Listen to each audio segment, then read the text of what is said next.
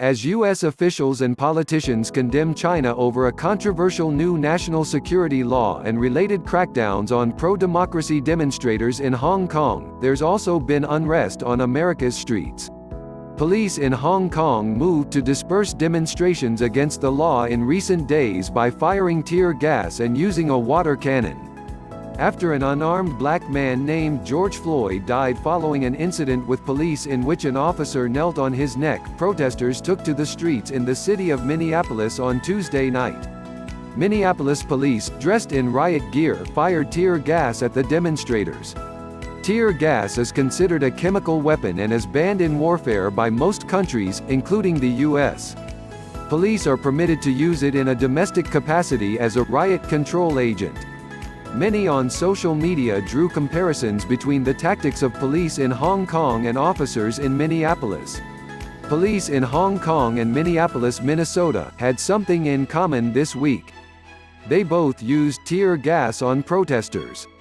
Thousands upon thousands of people have flooded the streets of Hong Kong in recent days to demonstrate against a controversial national security law that threatens to upend the city's semi-autonomous status. The protests are reminiscent of the massive demonstrations in Hong Kong last year, which were inspired by similar pro-democracy sentiments.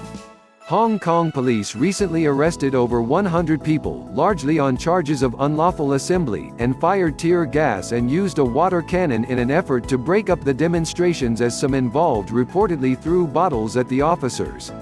The national security law, unveiled by China's rubber stamp legislature last week bypassing Hong Kong's chief executive and legislature, criminalizes sedition, secession, and foreign influence in the city. The move essentially discards the city's one country, two systems model, and has raised questions about whether Hong Kong will maintain its special status with the U.S. The city is treated differently by Washington than mainland China when it comes to trade and other areas. Politicians and top U.S. officials have strongly condemned the move. It's hard to see how Hong Kong could remain the Asian financial center that it's become if China takes over, White House National Security Advisor Robert O'Brien said on May 24. Secretary of State Mike Pompeo in a statement described the law as a death knell for Hong Kong's high degree of autonomy. Republican Senator Ted Cruz of Texas, a member of the Senate Foreign Relations Committee, issued a statement decrying the law as unacceptable. The Chinese Communist Party is fast moving to end what is left of Hong Kong's autonomy, Cruz said. As I've long said, Hong Kong is the new Berlin, and now the U.S. must stand strong with our allies and hold the line against the spread of communism. Similarly, Republican Senator Tom Cotton of Arkansas recently tweeted, "Red China thinks it can crack down on Hong Kong in violation of its treaty commitments and the civilized world won't notice during the pandemic. Wrong. We will notice. China will only prove again it's a pariah state, and China will suffer severe consequences." Meanwhile, back in the U.S., an unarmed black man named George Floyd died following an incident in which a Minneapolis police officer knelt on his neck.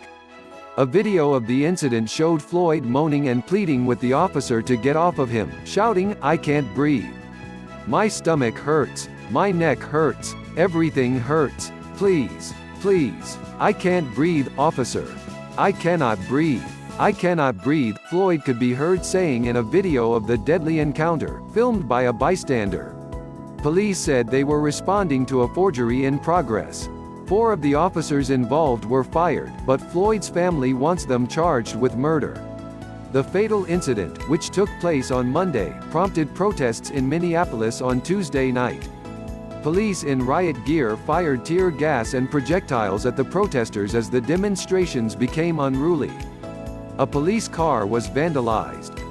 Tear gas, also known as CS gas, is considered a chemical weapon and is banned in warfare by most countries, including the U.S. But the use of tear gas as a riot control agent by law enforcement in a domestic capacity is still legal in the U.S. and a number of other countries.